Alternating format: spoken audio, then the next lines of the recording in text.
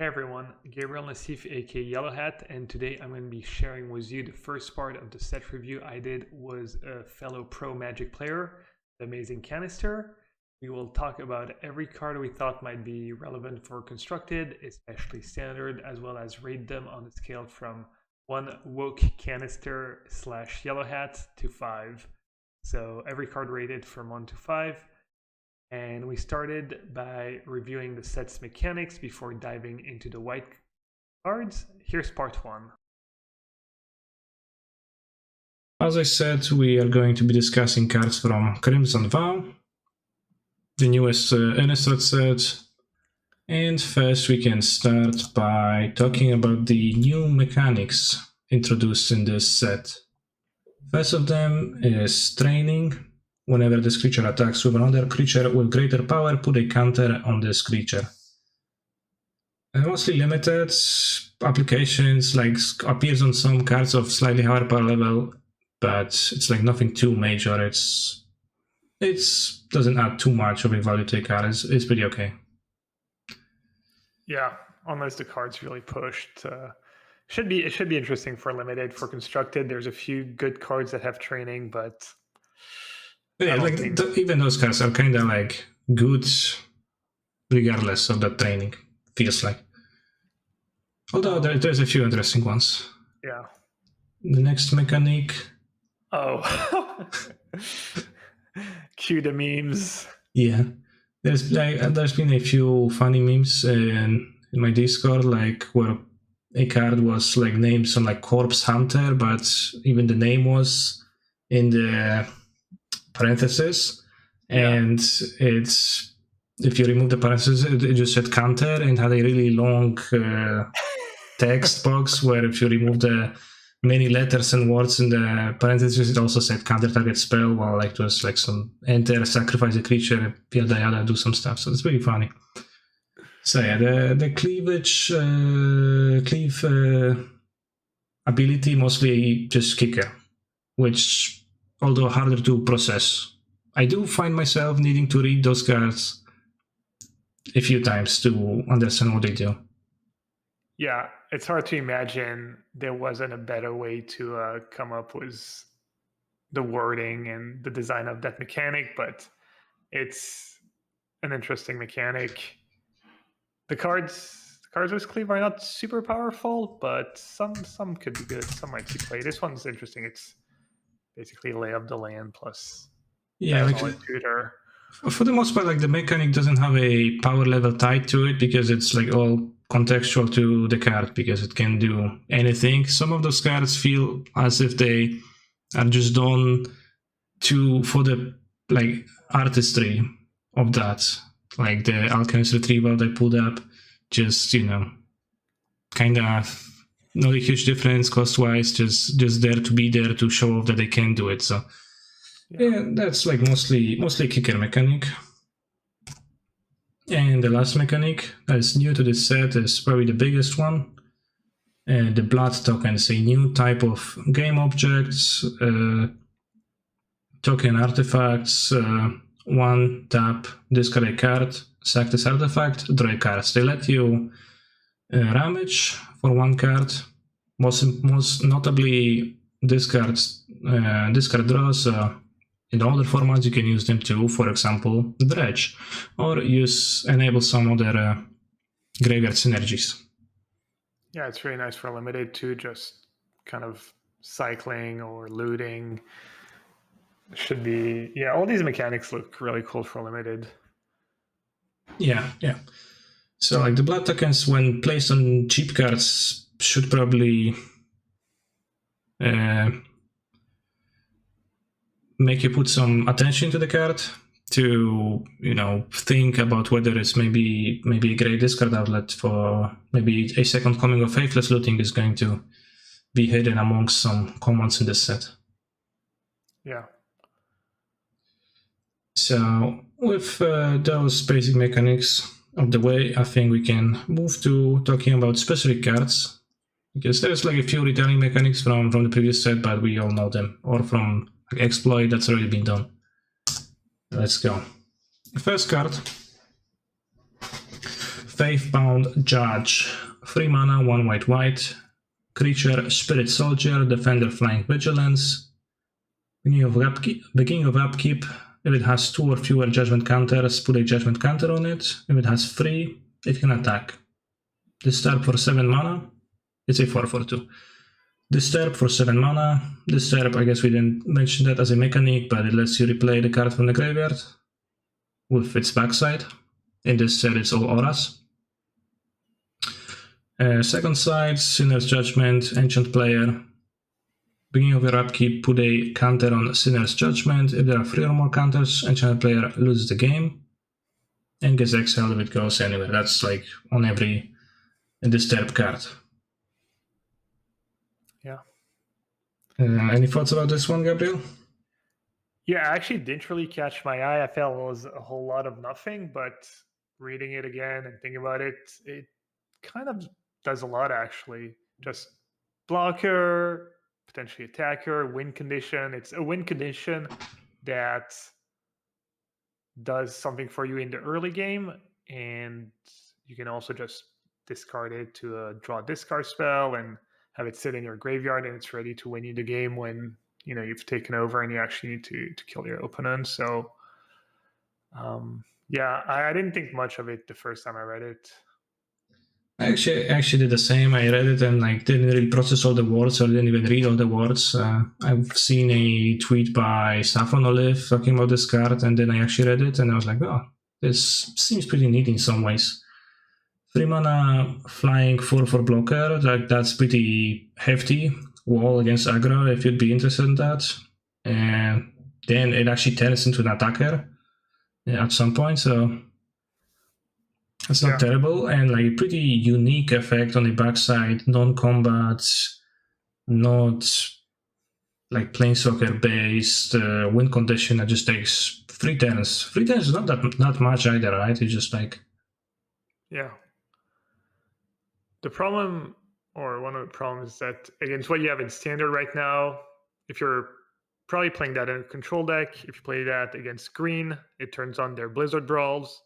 If you play it against blue-red, I think it's going to be too slow and not great, even though it does block Ghostman Dragon, I guess, if people are still playing Dragon in their blue-red decks. And probably pretty good against mono-white, which could be a big deal since white got a really good upgrade or two was Crimson Vow. So yeah, I don't know how well it's going to line up in actual games and in the meta though. Certainly. I think this card is more interesting than this good, but mostly if it would be interesting, it would be because of the backside rather than the front side. I think treating the front side as an additional upside that you get to your enchantment that can win the game with no other questions asked. Notably, pretty funnily, it's an aura curse that triggers on each upkeep of the curse player. So if said player would, for example, take more turns than they take usual, they would also acquire more counters on the Sinner's Judgment. So that's pretty funny. That's a good point.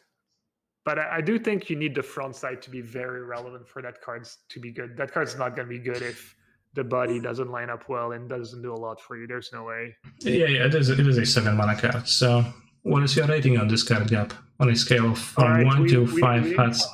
I don't know. We didn't talk about the most important thing, the system, the scale, the woke, the Kanister woke and yellowhat woke scale. I think we should remind the viewers. Yes. So let's remind the viewers. Let's go through what the ratings roughly mean. Again, the scale is kind of intentionally vague so that if we get some cards wrong, then we can claim that we were actually right afterwards. But the basic rules of that are as follows. Yeah, the scale's basically been worded by these how do you say the seers, the people who can see the future, the way they word stuff so that it's always kind of possible. Exactly. That's the same thing. The scammers. 1 out of 5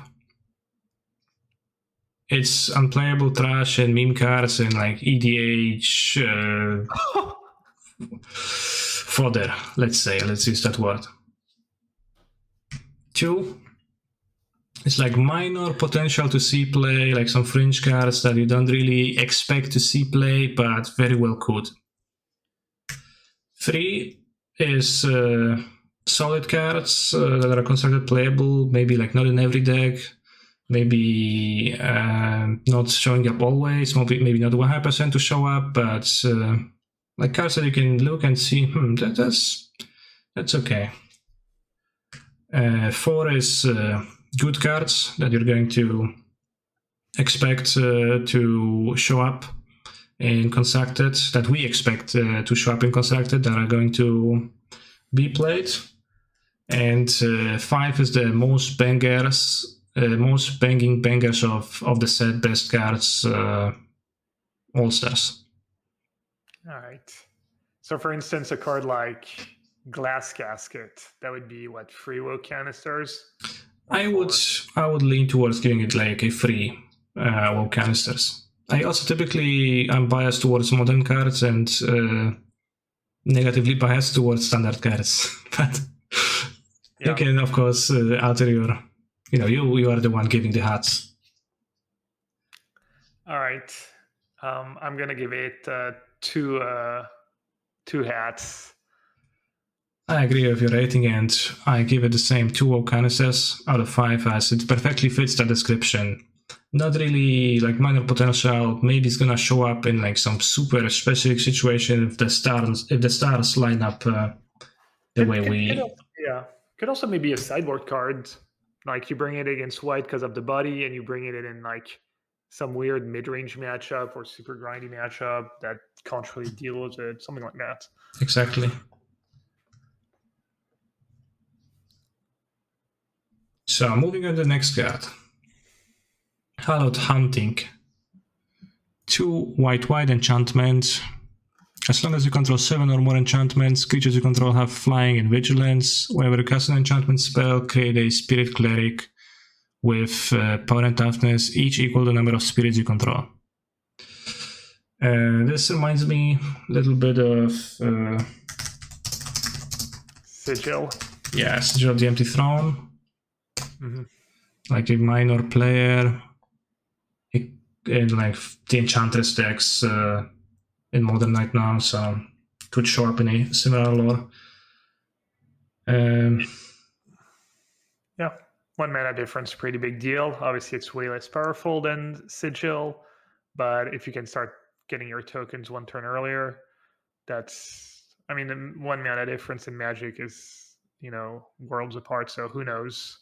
Seems kind of mediocre, but yeah, looking at it closely and like thinking about the claws of the spirits, they're not actually grow per enchantment, they're growing per your spirits. So that means that the first token that you're going to be making, unless you're also including spirit creatures in your decks, it's just going to be like a 1/1. So it starts off real slow. So I think even the like comparison to Sigil is a little bit unfavorable for Hallowed Hunting.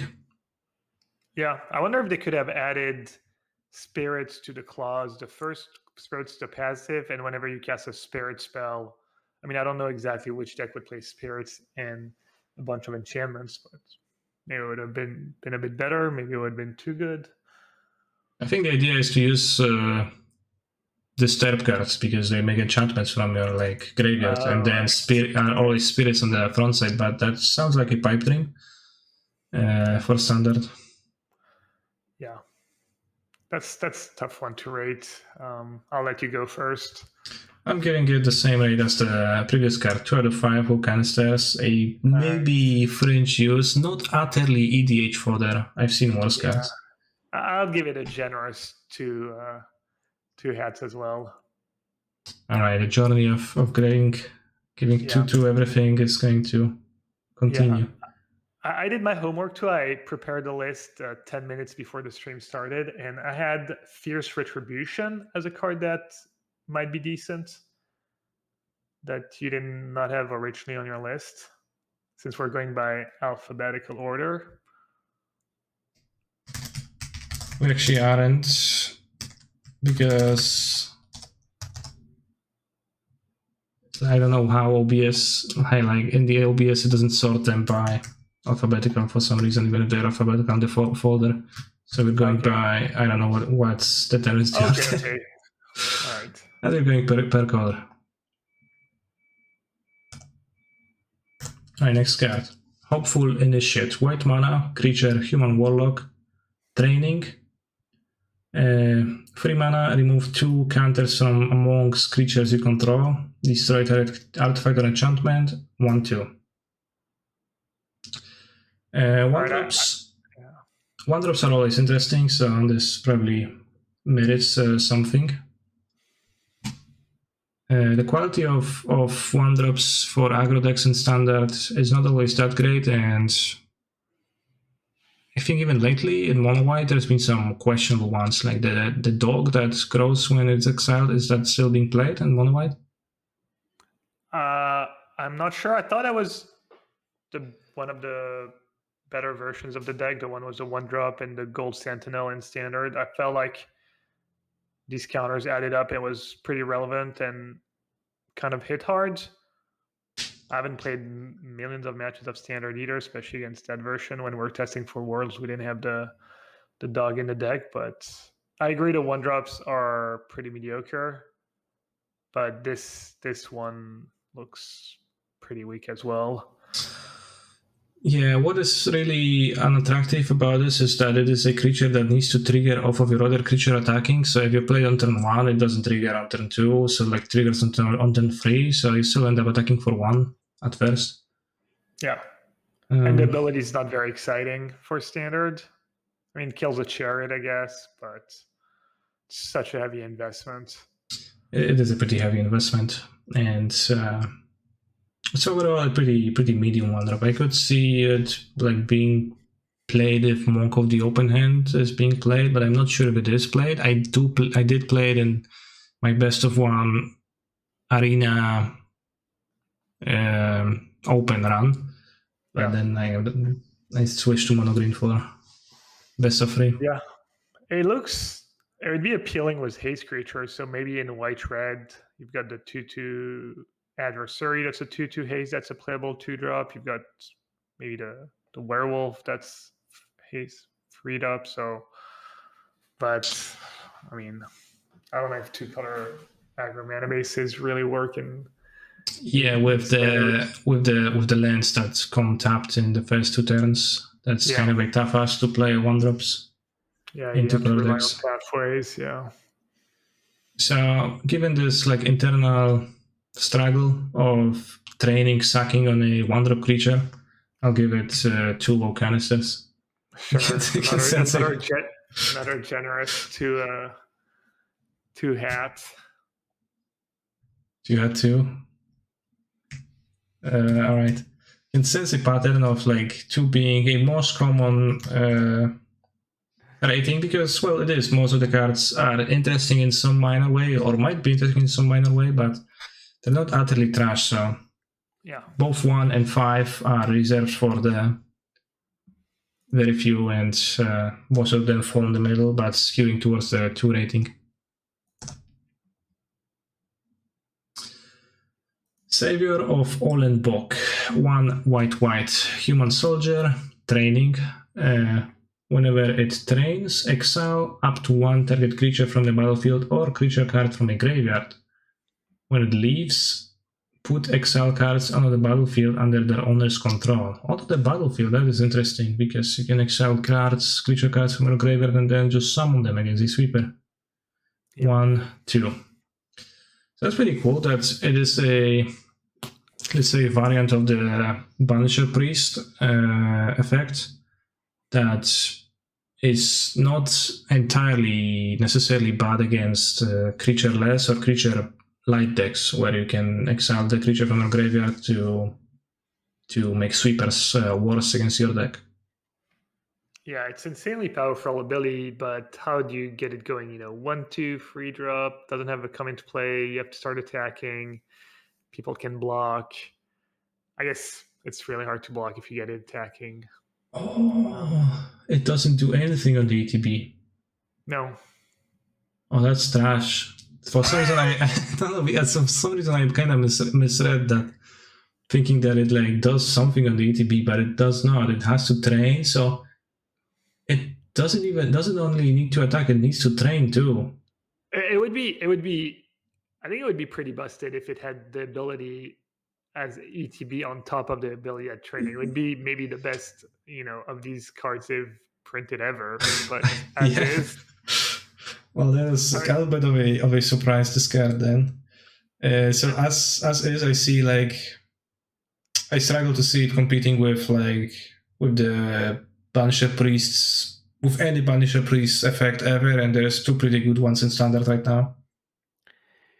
yeah. Maybe in the white mirror match. I mean, it is against white and green decks and creature decks in general. If they don't kill it right away, they're probably going to lose. But there is Brutal Cathar, there's the fight cards in green. It does dodge Portable Hole, which is nice. So maybe in the white matchup, maybe as a sideboard card. Well, it's not that they need not to kill that; they need not to kill that and not to kill your creature with a greater power. Yeah, well, And then and then they can kill that later to regain their creature.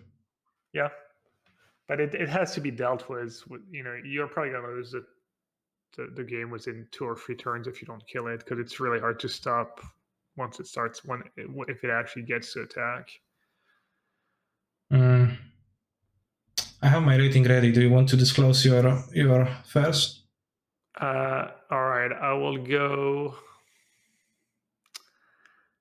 Oh man, am I gonna give it a 1? Is it ever really gonna? I'm gonna give it a 1. I don't even think it can see play. Yeah, upon reading and realizing that needs that many conditions to be fulfilled, I give it 1 too, because I can't imagine that being playable in a serious deck. Yeah, I mean, Have basically, this. yeah. Any creatures that cost 3 or more, it needs to be either totally busted or have a come into play, or you need to get something when it dies. So Old Growth Troll, Chariot, all these. If you look at every creature that's played in standard and historic, any creature that costs more than 3 pretty much has an enter the battlefield. Whether it's PV Scarred, Ranger, Captain of Eos, almost all of them. So if you don't have that on a creature, it's really hard for it to be competitive. Yes, it could be like able to. It could be if it had the ability to run away with the game once unanswered at least, but it doesn't even have that. Like it's hard not to answer that in some way. If like it needs to not do anything, just play creatures. But even if they play creatures, blockers might be a problem. So yeah, let's move on. Also, I kind of got scammed because I've seen the mythic symbol. I thought it's gonna be good because the mythic, but it's real bad. Voice of the Blessed. White creature, Spirit Cleric. Whenever you gain life, put a counter on this creature. As long as it has 4 or more counters, gains Flying and Vigilance. And it got 10 or more counters on it. It has Indestructible, 2/2.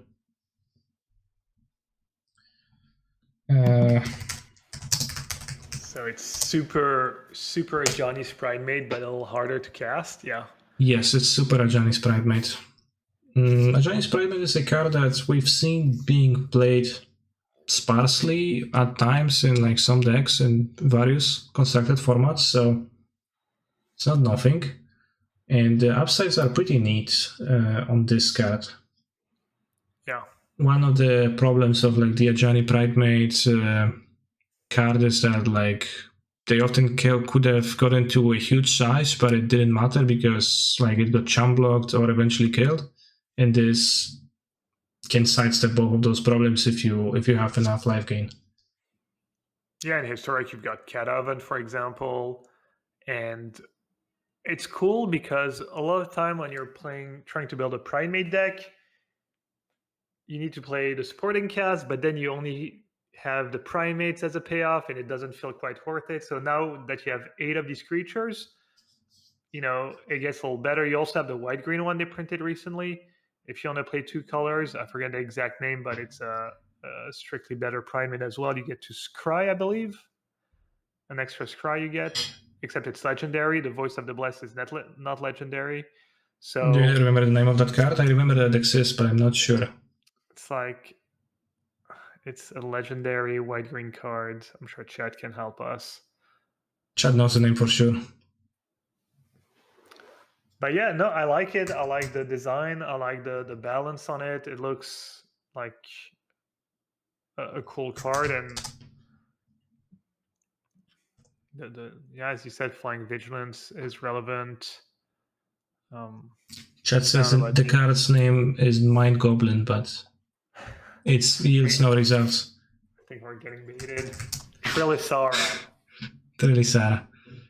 Yeah, I even seen a modern deck, like with Company, variation of Heliod with, I don't remember if it played Pridemate, but it did play Trillisara, and certainly, well, I'm not sure if that was any good, but if that would be a route one would want to pursue, then like, actually it turns out that the white cost of Voice of the Blessed is an upside for Heliod. Yeah. Yeah, that's a good point. I've been impressed, honestly, by that white-green deck in Historic. They play... I don't think they usually play Primate, but they play Innkeeper, Soul Warden, Telsara, the white-green version of Primate. They play Heliod, and they play the Oak. So you can get, if you have Heliod, the Oak, and the Soul Warden or an Innkeeper, you get infinite life, infinite 1/1s, and an infinitely large Oak. And your Company deck... I think that deck's like reasonable. The problem with Voice of the Blessed in that specific deck is that white is harder, probably much harder than white green on turn 2. But yeah, no, cool card. I wouldn't be surprised if it shows up somewhere, and I'll give it 3 Volcanicus. Yeah, I agree.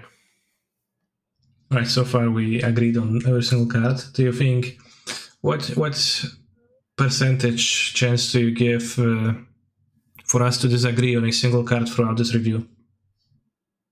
On a single card? Yes.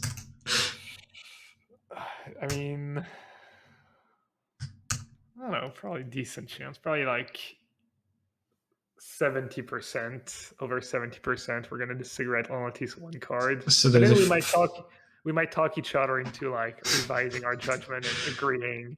So, but initially, yeah, I mean, I'm guessing it's gonna happen. So you think there's a 30% chance that we're gonna like give all the same race to everything, and there was no point in me making those like hard graphics whatsoever because they're redundant? Well, hats are obviously way cooler than canisters, but let's not. I don't want to upset you. Let's move on. In that case, wedding announcement, undercard that I put on the list of the reviewed cards, partially because it has a rare symbol and an enormous amount of text, so I felt pressured into putting it here.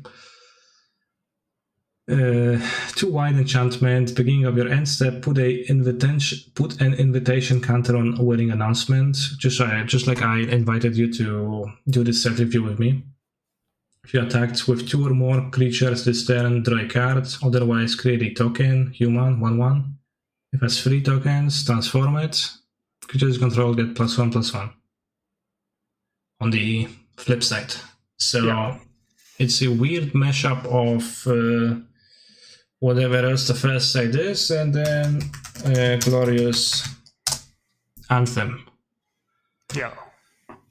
One thing that strikes me as nice about this card is that, well, Glorious Anthem effects do tend up to be better when you have more creatures, not less. And you can play this on free and make the tokens with it at first, and then the tokens get pumped, which is like self-synergy. Yeah.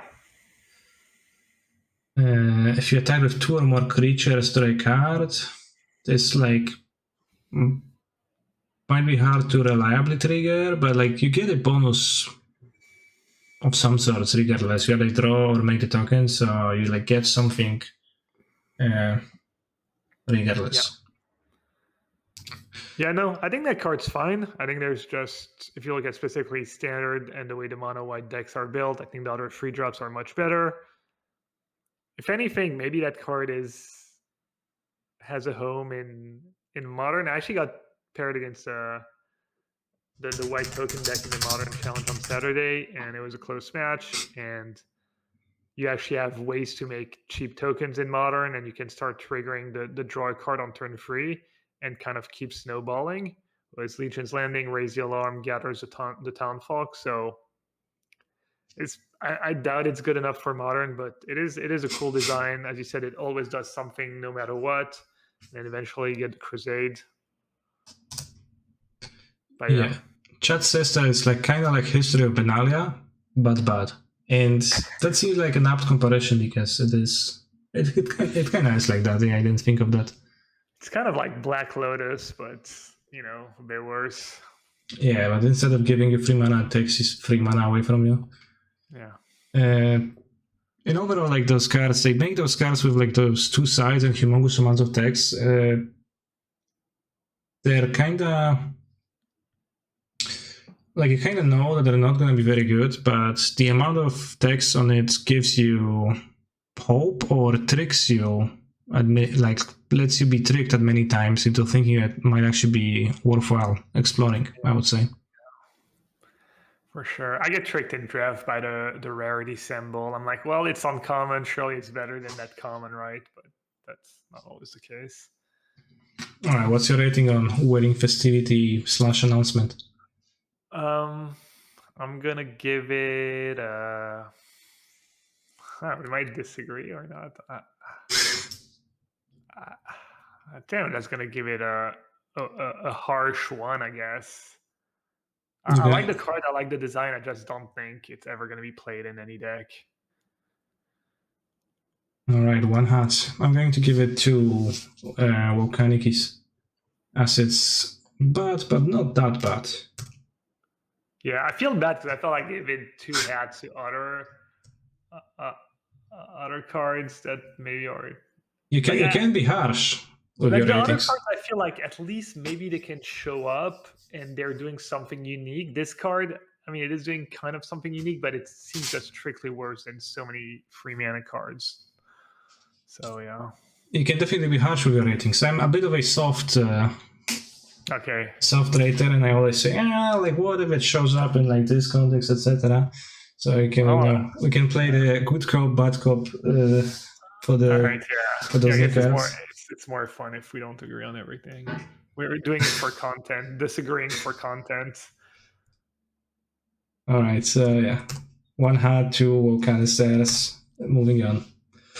By invitation only, 5 mana, 3 white, sorcery. Choose a number between 0 and 13. Each player sacrifices that many creatures. Yeah. So you actually can't choose 13 or 0, right? Is that true between? Does it include 0 and 13, or is that exclusive? Yeah, I believe you can cast it for 5 and say sack 0. I don't see the point, but I guess you're trying to trigger. No. Let's say your opponent has, like, you have a creature on the battlefield. Your opponent has 5 creatures that have an ability to be sacrificed, and you cast your sweeper, and they're like, okay, I sacrifice everything for a value effect, and then you're like, yes, say 0. But I don't know, like, can you choose 13 or 0? Because I'm not sure how the English language works. I'm pretty sure you can choose you can choose 0 and 13, or else it would be really rewarding and confusing. Like, is 0 between 0 and 13? Yeah. Okay. Well, so it's just a sweeper with like potentially upsides or downsides over other sweepers. Are there 4 mana sweepers in standard now? In white? Well, there's the Foretell one that can technically be a free mana sweeper. Yeah, probably hardly better than the Foretell cost reduction. Like the main upside of sacrificing would be like.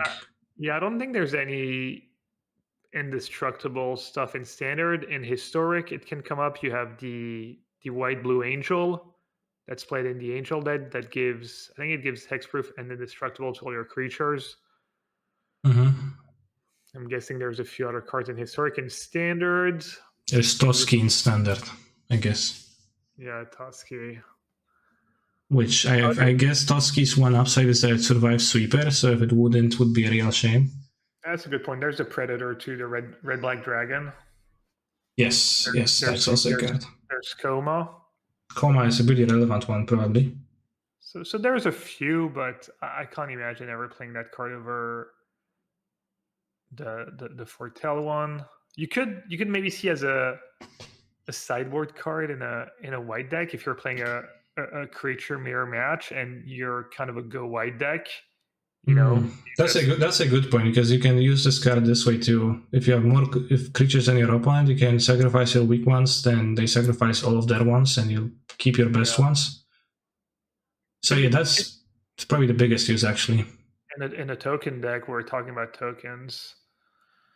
You know, that token card earlier, or just in general, white creatures are kind of decent. Maybe at going wide, you've got kind of Castle Arden Vales card like that in white a lot of times. Well, let's just say you play like mono white versus mono green, for example, and like you have more creatures in general, but opponent's creatures are bigger. So, well, I guess then you think about the existence of a Secret Chariot, which actually makes multiple creatures, and that's kind of awkward. But on the principle, it seems like either a sweeper for a creatureless deck to sidestep indestructible, or some like sideboard sweeper for an aggressive-ish deck for creature mirrors. Yeah, it's kind of cool because usually, I mean, it's been done in the past occasionally where you're bringing a sweeper in your creature deck for creature matchups, and that one actually lets you either be really conservative and try and get them that way, or it also lets you dump your hand and still be able to cast it. So it's kind of cool. Chad is also mentioning that it ought to be said that if your opponent has 14 or more creatures, it is actually not a sweeper. Which you're laughing, but I don't know, I will never cast a sweeper that killed 15 or more creatures. 14 or more creatures. I mean, I'm sure I have against, it's not zero. Yes, relevant points. All right, I'll give it 3 out of 5. As a solid sweeper, probably weaker than the existing option in Doomscap for most uses, but maybe some. I'm gonna give it a 2. All right. You're really a softie. I never knew that side of you. Well, I never want to just shit talk all the cards all the time, right? Because that would be. I know, saying that card might see play one day, I feel like that's already kind of being nice to that card, but okay. All right, let's move. Circle of Confinement. 1 white enchantment. ETB, exile, target creature and opponent controls with mana value 3 or less until it leaves battlefield. Whenever opponent casts a vampire spell with the same name as a card exiled with Circle of Confinement, you gain 2 life. As far as random upsides go, this one is pretty random.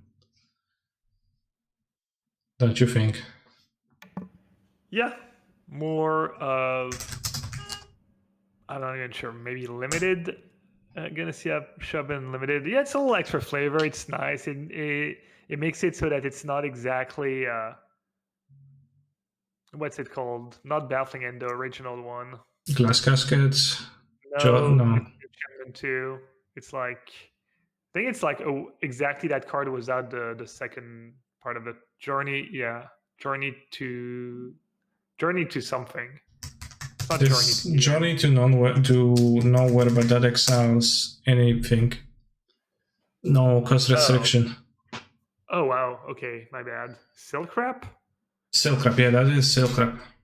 Wow, it's strictly better Silk Wrap. Power creep strikes again. After the first Silk Wrap being power creep down from Journey to Nowhere.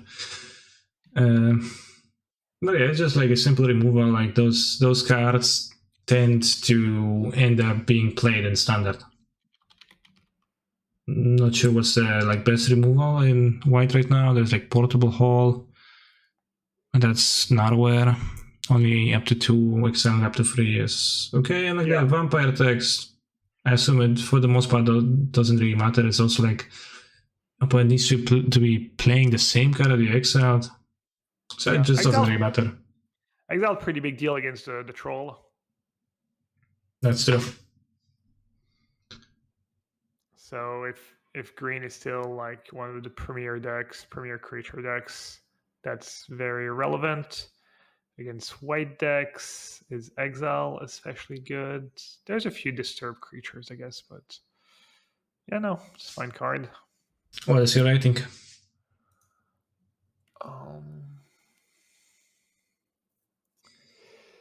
Oof.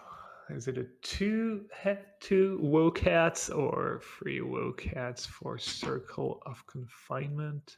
I think you're just giving hats, not woke hats, because like the graphic for your hats is just, you know, a hat. Oh, okay.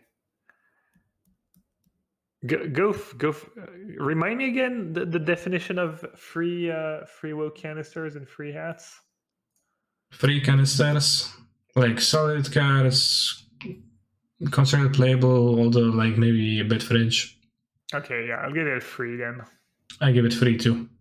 It's like the definition of like a solid card that shows up, a removal spell. And imagine if you play vampires and your opponent shows up with this. Yeah, it could be relevant. It could be.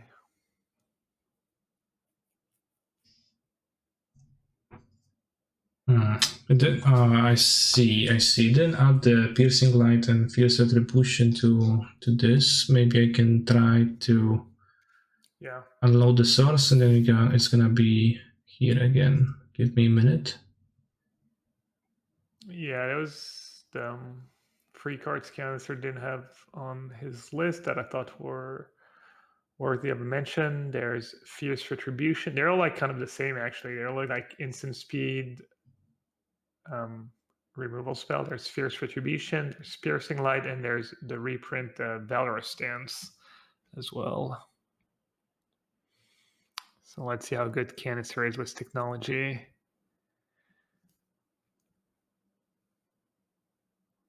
I don't see an option to refresh the source. Chad is asking if we are reviewing all the cards. We are not reviewing all the cards. 24 hour set review, Pug. Every card. Yeah, every card. This common can see play limited. To which Gap says no, it can't. And we move on to the other one. All right, so I mean, I guess for limited, it would be review all the cards for limited. I play like a draft per set nowadays. Oh yeah, no, I mean, I'm not talking us specifically, but if you wanted, that'd make more sense if you're reviewing every card. Certainly. All right, let's just show up Piercing Light in the corner. Yeah. As a substitute, this is a card that I didn't include in my pre-selected list of cards to talk about, but Gab thought it's interesting enough to talk about. White mana, instant, deals 2 damage to target attacking or blocking creature, scry 1. So basically, a very poor man's removal spell, albeit in standard, oftentimes we have to resort to using those. Yeah, the fact that it's really cheap is interesting because of Thalia, that we didn't really talk about, right? I guess you didn't want to talk about. We probably. True. I don't know if you had. I didn't put the reference in the review. They're gonna be like, they just forgot the best card in the set, the best non-land card in the set. Yeah, so Piercing Light, really cheap. If somehow every creature deck is just cheap creatures and white dominates, that card could see play. It could be a sideboard card. It could even be, maybe a sideboard card for creature decks. And yeah, having cheap removal is going to be really important if Thalia sees a lot of play. And the green deck has a few cheap creatures. The VAM deck has a few low toughness creatures as well. So I think it's a cool design.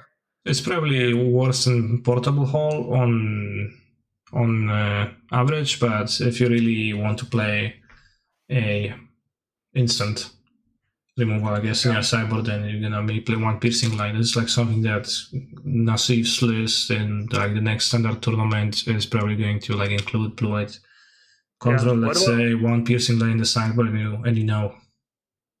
What about it in Modern, in blue-white control in Modern? Is there a Come chance you on. want that as a sideboard card? I mean, it kills Ragavan Goblin Guide for 1 mana. Come on. You can play Condemn, Path to Exile, Oust, and Let's literally anything else. I guess you have Condemn. I kind of forgot about Condemn. All right. Let's Christ. Let's Christ. You can play Solitude too, like, but you know, of course, we know that you can play Solitude and Prismatic Ending, but like, if you wanted more.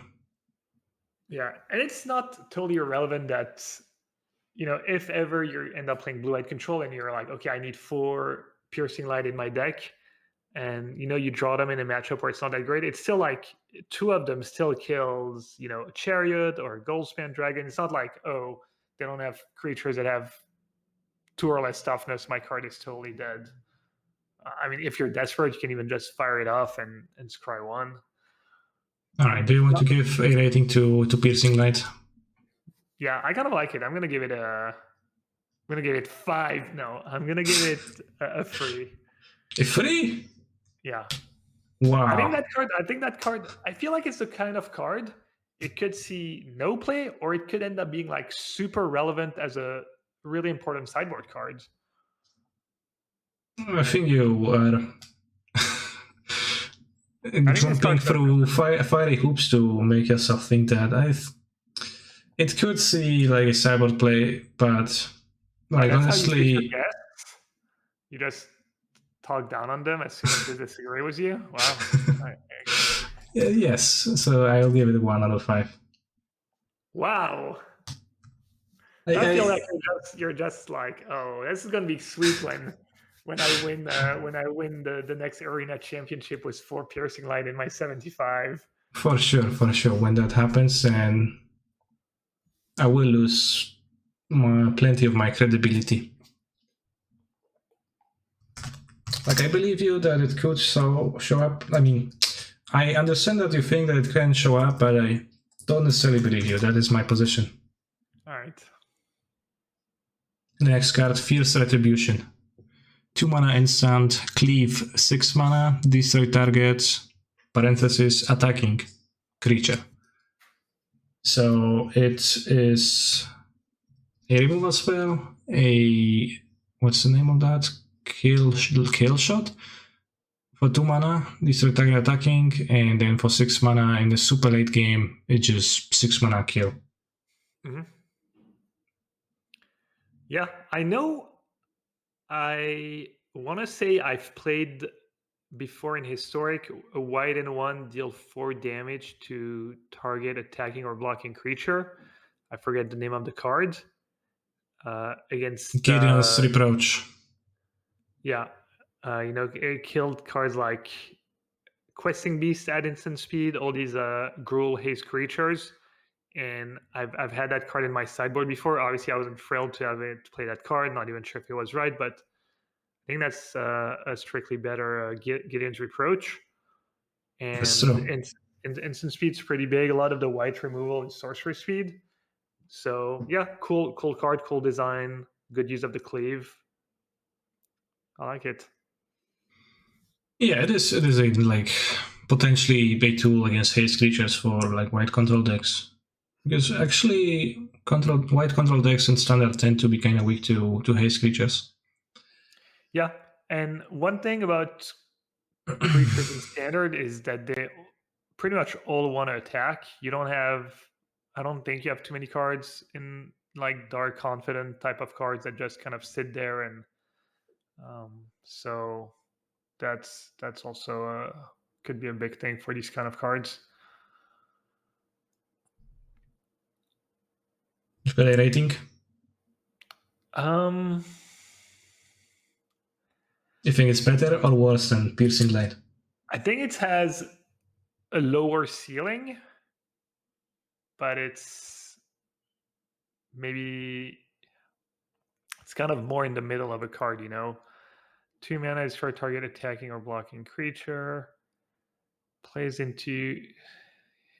The problem is you get ragged by stuff like Snakeskin Veil. You can't kill the creature right away before they untap. Let me think about it against a white deck. Against something like Adeline, they get the token right away, so it doesn't really deal with Adeline. I'm gonna give it a 2. Yeah, I'll give it 2, like 2/2. It's like more likely, in my view, to see play than Fierce Retribution. Oh, it is only attack, not blocking, but the blocking is not super relevant. So it's not a strictly better Gideon's Reproach. True. And well, I guess let's quickly mention Thalia, Garden of Thraben being reprinted, because I guess it is relevant enough to give it a word. First strike, Noxious Spells cost 1 more to cast 2/1. It does seem like a pretty powerful card for standard in a white aggro deck, especially that there are decks that play somewhat expensive cards, like the Aldrin's Epiphany costing 1 more. I guess it is pretty relevant. Sweepers costing 1 more, like cheap interaction costing 1 more. Yeah, I made a video of like kind of my top 5 cards out of Crimson Vow, where I covered, what I thought was playable, and I just had Thalia at number 1. Spoiler alert, above the dual lands. I think maybe the dual lands is the true number 1, the cycle of dual lands. But yeah, I think Thalia is going to be really strong. The mono white aggro deck is already one of the best decks in standard. It's one of the 3-4 best decks, and it plays basically no spells. I think the stock versions play maybe 2 portable holes, 2 Mauls of the Skyclave, but I'm not even sure you need to play these cards. So you probably like alter your deck a bit to implement Thalia. I think she seems powerful enough. Yeah, she's really strong in that deck. She's really good with Faceless Haven. I don't know. I think that card's. Why is she good with Faceless Haven? I mean, just another way of. I guess you don't have to cast expensive spells. I guess I don't know why I said specifically Faceless Haven, but just good. In Historic, a lot of time they play Company in the Thalia deck, so that's kind of a non-bo. But in the mono whites, the mono white aggro deck, you don't even have any spells really. So it could be, it could be huge. It is nice that at least you've got cards like Spikefield Hazard in standard, so that'll help keep it in check. 1 toughness is a pretty decent liability against that card, against Cinderclasm. So maybe the red removal is good enough. But yeah, and first strike's just nice in creature matchups. You play it. Maybe you're playing a Vam deck. You play it. They can't really cast their removal efficiently. They can't really attack into it because of first strike. So I mean, we all know what Thalia does, and it's just great Magic cards. Yeah, and also notably introduces Thalia to Pioneer. She was really legal in Historic, and I think pretty bad here. But like partially because 1 toughness is kind of rough in Historic oftentimes. But now you are going to be able to put Thalia in your favorite Pioneer deck, chat. Oh, it's actually pretty good in Historic. Anyways, against the decks I played, when you're on the draw and they go Sentinel into Thalia in Historic, it's wait, what's Sentinel? Esper Sentinel? Yeah. Wow. Cancer has no idea what Historic is or which cards are legal. No, like I do sometimes like turn on a stream of somebody playing Historic, and like I do get legit surprised by the cards because I hasn't been following, and like random cards from Horizons are legal, and like people play a game and suddenly somebody top decks a Kavu. What's the name of the Kavu from MH2, the red green one? Yeah. And I'm like, wow, this surprises me. Territorial Kavu, yeah, exactly. Do you have a rating for Thalia? Like I always rating reprints is a bit weird jump, but I guess for standard, do you have a rating for standard? Yeah, probably a 5, honestly. Yeah, you give it a 5. I'll give it a 4 because I got I read a message in the chat by Makwinsos who said that Thalia is a 2011 card in a 2021 world and she's way overrated. So Maybe he's right. I don't know. I lose to that card way too often to not give it a 5.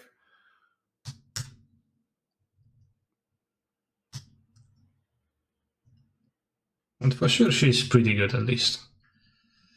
And we can move to talking about blue cards. Oh yeah, Thaga is even playable in Vintage. Well, playable. Yeah, we were just missing the other reprint Valorous Stance. That card was good in Siege Rhino meta. For toughness, you've got the dragons, you've got the egg, you've got Chariot, you've got Adeline, so kind of a relevant card, gives indestructible to your creatures. I don't know. It's probably going to be less good than it was. I think, do you remember? That card was played a decent bit, right, in the Siege Rhino meta, in the Absent decks and whatnot. Yeah, I remember that. Yeah, I don't think it's going to be played as much this time around. Regarding Valorous Stance, I have one vivid memory of that card. That is like when I played my first standard GP ever, or like first standard tournament ever, probably.